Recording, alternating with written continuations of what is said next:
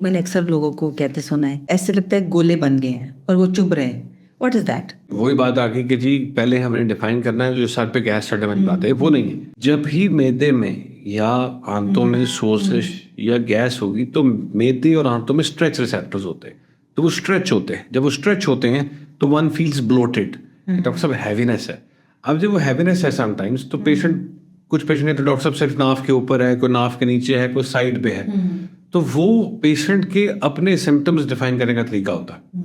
ठीक है, अब इसमें यहाँ डिफरेंशिएट करना बहुत ज़रूरी है कि खाने से कोई ताल्लुक है कि नहीं, खाने के पहले है, खाने के बाद में है, रात के खाने से पहले है, सुबह उठ के है। क्योंकि इससे हम सवाल पूछ के डिफरेंशिएट करते हैं कि आया उसे मैदे का मसला है, आया उसे हाथों का मसला है, आया उसे खुराक की नाली में सोजिश है। जिस तरह फॉर एग्जाम्पल मैदे में अल्सर है किसी को, मैदे और छोटी आंत का अल्सर का सवाल बड़ा आसान है। तो खाली पेट दर्द होती है या खाने के बाद दर्द होती है, तो ये जब डॉक्टर सवाल पूछ रहा था तो उसकी सिग्निफिकेंस है, क्योंकि डॉक्टर अपने ही ज़हन में आइडेंटिफाई कर रहा है कि he is having ulcer of the stomach और द ड्यूडेनम।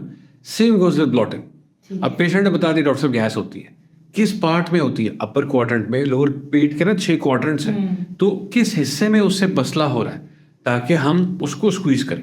ठीक है, ठीक है, जिस तरह आपने चैट जीपीटी या किसी से पूछ लिया जी मुझे मैदे का मसला, टेस्ट बताएं, उसने तो 2 लाख के टेस्ट बता दिए। आप स्पेशलिस्ट के पास क्यों गए? वो मुआयना करे, स्क्वीज डाउन द टेस्ट, वो अपना नॉलेज लाए और वो आपकी पॉकेट को भी ज़ाया ना करे, ताकि चीज़ों को स्क्वीज करके आइडेंटिफाई करके आगे जाएं। अब एक पेशेंट ने 20 लाख के टेस्ट करा लिया, उसका डायग्नोसिस पर चल गया, पॉइंट वो नहीं है ना। पॉइंट वो है to squeeze down the things and abuse of the test ना किया जाए।